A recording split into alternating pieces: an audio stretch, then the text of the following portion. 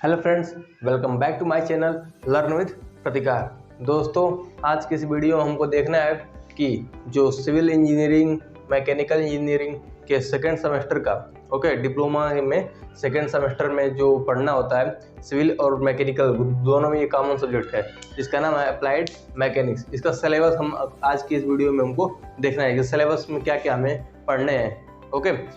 तो देखिए, जो फर्स्ट चैप्टर है उसका नाम है इंट्रोडक्शन। इसमें इंट्रोडक्शन रहेगा। सेकंड है लॉ ऑफ फोर्सेस, बलों के नियम। और तीसरा है मोमेंट, आघूर्ण। और चौथा है फ्रिक्शन, मतलब घर्षण। और ये है पांचवा है सेंटर ऑफ ग्रेविटी, गुरुत्व केंद्र। और ये सिंपल मशीन। छठवां चैप्टर जो है क्या है, सिंपल मशीन्स, मतलब साधारण मशीनें। इसके बारे में हम लोग को देखना है। अब इसमें हम सीखते हैं हम लोग कि इंट्रोडक्शन में हमें क्या क्या कौन कौन से टॉपिक्स पढ़ने हैं। इसके बाद लॉ ऑफ फोर्सेस में कौन कौन से टॉपिक्स इसमें टच करने हैं हमको।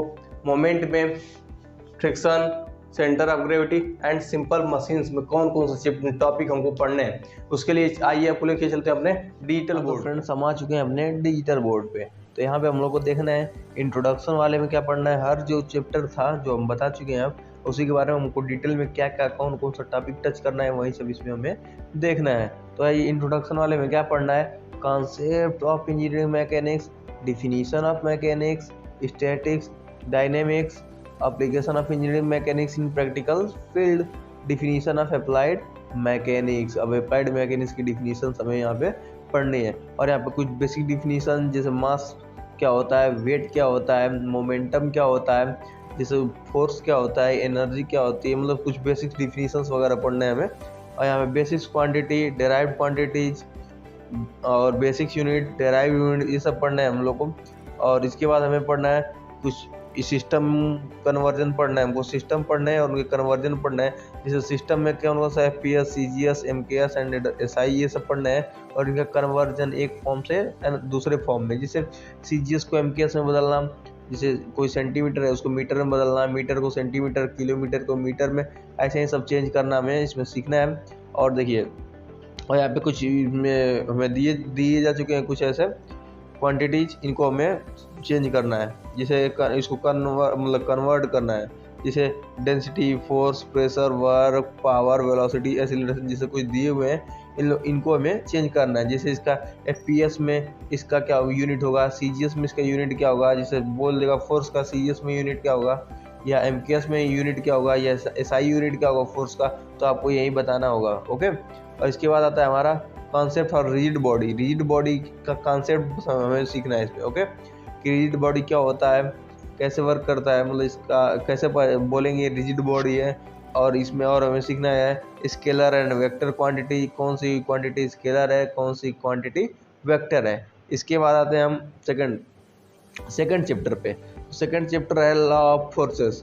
ये 12 पीरियड का होता है, लेकिन हम कम में ही कवर कर देंगे इसको। इसके बाद देखिए इसमें क्या पढ़ना है हमें, डिफिनीशन ऑफ फोर्स, बलों की परिभाषा है। इसके बाद measurement of force in SI unit. SI unit में उसको कैसे मापते हैं बल को, इट्स रिप्रेजेंटेशन, इसको रिप्रेजेंट कैसे करते हैं। टाइप्स ऑफ फोर्सेस, इसमें टाइप्स ऑफ फोर्सेस में हमको दो पढ़ना है। पहला है पॉइंट फोर्स, दूसरा पॉइंट फोर्स को हम लोग कंसंट्रेटेड फोर्स कहते हैं, और यूनिफॉर्मली डिस्ट्रीब्यूटेड फोर्स, इसको UDF बोला जाएगा ना। तो ये सब हमें फोर्स पढ़ना है। इफेक्ट ऑफ फोर्स, बलों के प्रभाव पढ़ना है। कैरेक्टरिस्टिक्स ऑफ फोर्स, उसके बल के कैरेक्टर्स। इसके बाद देखिए हमें पढ़ना है डिफिनीशन ऑफ फोर्सेस में। देखिए coplanar and non coplanar force है, उसके डिफिनीशंस पढ़ने हैं हमको। Principle of transmissibility of force और लॉ ऑफ सुपरपोजिशन, ये सब हमें इंपॉर्टेंट है, कुछ पढ़ने हैं सब है। इसके बाद देखिए composition and resolution of coplanar, concurrent force, resultant force, ये सब हमें पढ़ने हैं। ओके। इसके बाद देखिए methods, law of forces, triangle law of forces, polygon law of forces, ये सब पढ़ने हैं हमको, बहुत इंपॉर्टेंट होते हैं। Triangle law of forces, polygon law of forces, और इसको ग्राफिकली एनालिसिस करना है हम लोग को। ओके। और पढ़ना है resolution of forces, resolving of force into 2 rectangular component, जैसे कोई रेक्टेंगुलर कंपोनेंट को दो पार्ट में मतलब कैसे इस कंपोनेंट में तोड़ना है, जैसे वर्टिकल में और हॉरिजॉन्टल। कोई इंक्लाइंड जैसे है, जैसे फोर्स अगर हमारा जिस देखिए ऐसे फोर्स लग रहा है, इधर का फोर्स लग रहा है, इधर मतलब ये 2 न्यूटन का लग रहा है, तो इस पे कितना आएगा, इधर इस वाले पे वर्टिकली कितना डिस्ट्रीब्यूट होगा, हॉरिजॉन्टली कितना डिस्ट्रीब्यूट होगा, ये सब पढ़ना है हमको। इसके बाद देखिए FBD पढ़ना है, फ्री बॉडी डायग्राम पढ़ना है हमको, equilibrant force and its determination. Okay, तो ये क्या होता है, इसे फोर्स मतलब साम्यावस्था वाला फोर्स पढ़ना है हमको। ओके, जैसे इसमें क्या होता है, अगर कोई बॉडी है अगर स्टैटिक पोजीशन में रुकी हुई है या मोशन भी करिए, कांस्टेंट मोशन करिए, तो उसमें कितने कितने फोर्स एक्ट कर रहे हैं, उन्हीं सब के बारे में पढ़ना है हमको। लॉमी थ्योरम पढ़ना है, इसी बस कॉन्सेप्ट पढ़ना है हमको लॉमी प्रमेय का।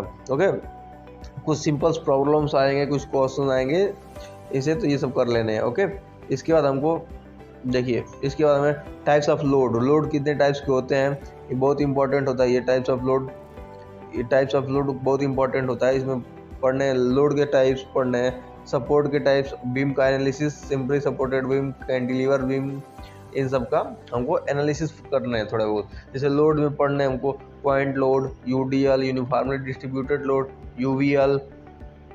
ओके, तो ये सब हमको पढ़ने हैं। बीम में पढ़ने कैंटिलीवर, ओवरहैंगिंग, कंटिन्यूअस, ये सब सिंपली सपोर्टेड, बहुत सारे भी होते हैं, तो ये सब पढ़ने हमको धीरे करके, ठीक ना। ओके, इसके बाद आते हैं हम दोस्तों, ये हमारा थर्ड चैप्टर है हमारा मोमेंट का कॉन्सेप्ट पढ़ना है हमको। Moment of a force and unit of moment का यूनिट और moment of a force, Varignon theorem, इसका डिफिनीशन बस पढ़ना है। वेरिग्नान थ्योरम क्या कहता है, principle of moment and its application, lever, simple and compound lever का वर्क भी पढ़ना है हमको। लीवर देखिए, स्टील यार्ड, ये सब बहुत अच्छे हैं, बहुत इंटरेस्टिंग है, सब पढ़ने में मजा आएगा। Septic valve, reaction and support, और फिर पढ़ना है पैरेलल फोर्स मतलब like force and unlike force. Like force क्या होते हैं, जो सेम डायरेक्शन में लगते हैं फोर्स, वो लाइक फोर्स होते हैं, और अपोजिट डायरेक्शन, एक फोर्स इधर एक फोर्स इधर। अनलाइक फोर्सेस वो क्या मतलब अलग अलग डायरेक्शन में लेंगे तो क्या होंगे, अनलाइक फोर्सेस कहलाएंगे। ओके, कैलकुलेटिंग देयर रिजल्टेंट, और उसका रिजल्टेंट कैसे कैलकुलेट करते हैं, फोर्सेस का रिजल्टेंट बहुत मज़ेदार है, बहुत इंटरेस्टिंग है, पढ़ने में मज़ा आएगा। देखिए, इसके बाद पढ़ना है कॉन्सेप्ट ऑफ कपल, ये कपल फोर्सेस होते हैं, and its property and their effect, इसकी प्रॉपर्टी पढ़ने हैं कपल फोर्स के, और इसके प्रभाव पढ़ने हैं, क्या क्या इसके प्रभाव होते हैं। ओके, तो इसके बाद पढ़ना है हमें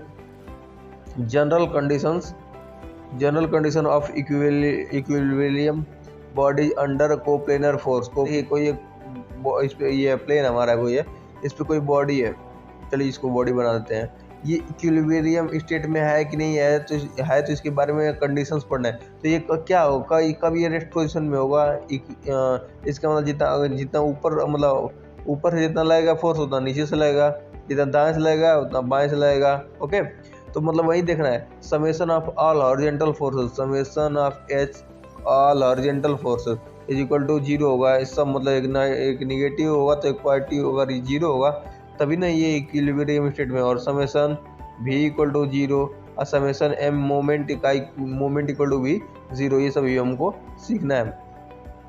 position of resultant of forces by moment की कंडीशन में इसका पोजीशंस पढ़ना है, इसका रिजल्टेंट का पोजीशन सीखना है हमको। ओके, जैसे बॉडी इस पे फोर्स लग रहा है, इसका मोमेंट जो होगा, तो ये इक्विलिब्रियम का कंडीशन हमको इसका पढ़ना होगा। ओके, अब आते हैं अगला चैप्टर जो हमारा फोर्थ चैप्टर है, उसका नाम है फ्रिक्शन में क्या पढ़ना है हमके, इसकी definition and concept of friction के डिफिनीशंस और इसके कॉन्सेप्ट पढ़ने हैं। टाइप्स ऑफ फ्रिक्शन, कितने टाइप्स के फ्रिक्शन होते हैं, फोर्स ऑफ फ्रिक्शन। ओके, अब law of static friction, coefficient of friction, angle of friction, angle of repose, cone of friction, equilibrium of a body laying on a horizontal plane, equilibrium on a body laying on a rough inclined plane, ये सभी हमको पढ़ना है इसमें friction में। Calculation of least force, मतलब least force का calculation करना है, required to maintain equilibrium, equilibrium को मेंटेन करने के लिए कम से कम कितने फोर्स की हमें आवश्यकता होती है, उसको कैसे हम फाइंड करेंगे। ओके, ये सब पढ़ना है। Acting along inclined plane horizontally, अगर इस पे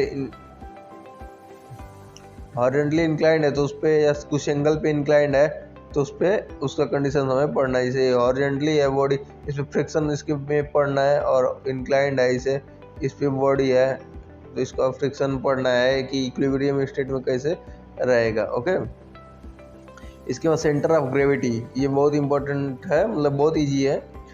इसका सेंटर ऑफ ग्रेविटी में हमको क्या पढ़ना है, सेंटर ऑफ ग्रेविटी में कॉन्सेप्ट्स पढ़ना है। Definition of centroid of a plane figure, centre of gravity of a symmetrical solid bodies. Okay, इसके बाद determination of centroid of a plane and composite lamina using moment method only, moment method का use करके निकालना है। Okay, centroid of a body with remove portion का जो removed portion रहेगा उसका हमें सेंट्रॉइड निकालना। ओके, जैसे कोई बॉडी अगर हमको मिल जाती है, जैसे देखिए अगर टी शेप में आ जाता है, इसे टी शेप आ गया तो इसको सेंट्रॉइड कैसे फाइंड करेंगे, ये सब पढ़ना है। टी सेक्शन, आई सेक्शन, बहुत सारे सेक्शन हमको इसमें पढ़ने होंगे, उसको सेंट्रॉइड, सेंटर ऑफ ग्रेविटी सब निकालना सीखना है हमको। इसके बाद देखिए determination of centre of gravity of a solid body, cone, cylinder, hemisphere and sphere, composite body and body with proportion removed, जिसके कुछ पोर्शन रिमूव कर दिए गए, और इसमें कुछ सिंपल प्रॉब्लम्स पढ़ने हैं हम लोग को इस पे। ओके, इसके बाद आता है हमारा नेक्स्ट और लास्ट चैप्टर, जिसका नाम है हमारा सिंपल मशीन। ये कुछ खास नहीं है, बस इसमें सिंपल कुछ मशीनों में पढ़ना है हमको।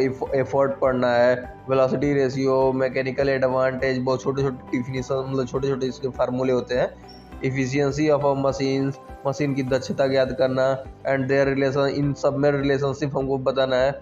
लॉ ऑफ मशीन के नियम बताने हैं हमको। सिंपल एंड कंपाउंड मशीन बताने, इसके एग्जांपल्स कि सिंपल मशीन है कौन कौन, कंपाउंड मशीन है। ओके, काफ़ी सिंपल है। इसके बाद देखिए डिफिनीशन ऑफ आइडियल मशीन की डिफिनीशन क्या होगा, जिसमें इधर ना भाई सिंपल सी बात है, जो 100% हमें इफिशियंसी जिसकी होगी वही हमारी आइडियल मशीन होगी। इसके बाद reversible and self locking machine, effort loss of in friction, कितना एफर्ट लॉस खत्म हो रहा है हमारा फ्रिक्शन में, कितना लग रहा है।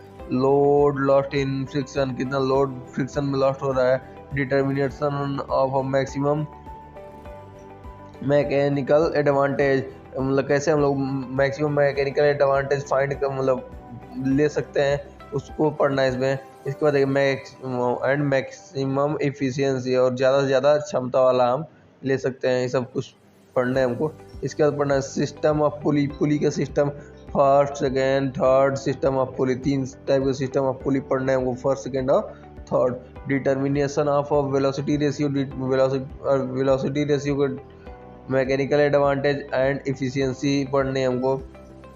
इसके बाद पढ़ने हमको working principle of application, working principle and application of wheel and axle, Weston differential pulley block, simply screw jack, worm and worm wheel, single and double winch crab, expression for there velocity ratio and field of their application, ये सब हमको पढ़ने हैं। तो friends आप देख चुके होंगे कि हम लोग को इस सिलेबस में क्या क्या है, हमें कौन कौन से टॉपिक्स हम लोग को पढ़ने हैं। जो आपने देखा डिजिटल बोर्ड पे जो पढ़ा आपने सीखा, उसको स्लाइड्स को तैयार करने में बहुत मेहनत लगा था, सब टाइप करके ही हमने उस पर लगाया हुआ था। ओके, आप समझ सकते हैं कितना मेहनत लगा होगा टाइप करने में। ओके, तो फिर अब मिलते हैं अब नेक्स्ट क्लास में, तब तक के लिए जय हिंद।